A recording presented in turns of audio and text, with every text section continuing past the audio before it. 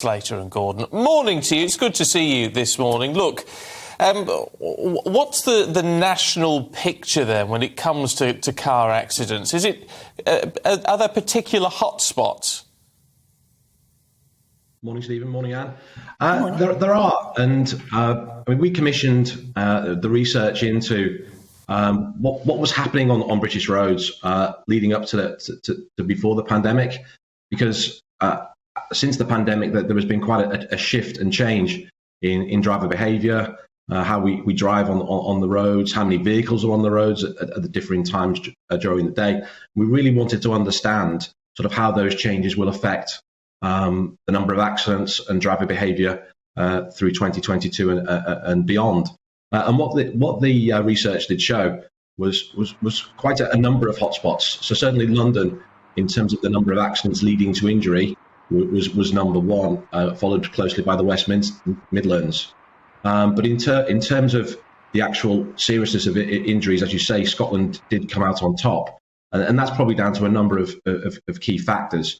One being more rural, open roads, less congestion, more roads that have a sort of the higher speed limits, whether it be national speed limit or other higher road limits. Whereas in terms of London, obviously very congested, albeit less congested since the pandemic, but congested, lower speed limits, therefore less likelihood for serious injury as a result of those accidents. So quite an interesting picture that comes out.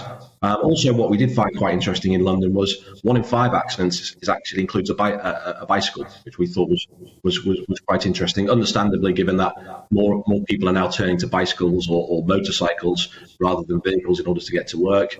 But it was quite interesting to see that split of where these accidents are and how serious the injuries result in. Yeah, some roadways are notorious. What is it? What's causing it? Is it the condition of the road itself? Or, like you said, when we see an open road, we put our foot down and probably take risks with speed? Probably a bit of both. In terms of potholes, quite serious to cyclists. You know, they sort of can come up to cyclists quite quickly.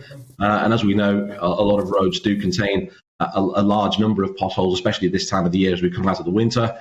Albeit we had quite a mild winter, the roads still sort of, in some ways, dig up themselves over the course of the winter period, and they do pose risk. In terms of the cause of the more serious injuries and accidents generally, it's a number of factors, and I think that's why we really want to understand sort of how those will play out in the future, because we are seeing sort of different driver behaviours since the pandemic. Rush hour is not as bad as it was sort of pre-pandemic. People are driving at different times. Obviously, more people are working at home. Does that mean that the road then, less congestion, is more open, people are driving faster? Will that lead to more serious accident or injuries different during the day? And these are all factors we really want to try and understand, because there's lots of other things happening as well on our roads. You know, we're looking at the concept of autonomous vehicles. We've also got changes to the highway code, which happened a number of months ago, which is still sort of bedding in as well, where you've got that sort of hierarchy of road users, with obviously pedestrians and cyclists at the top.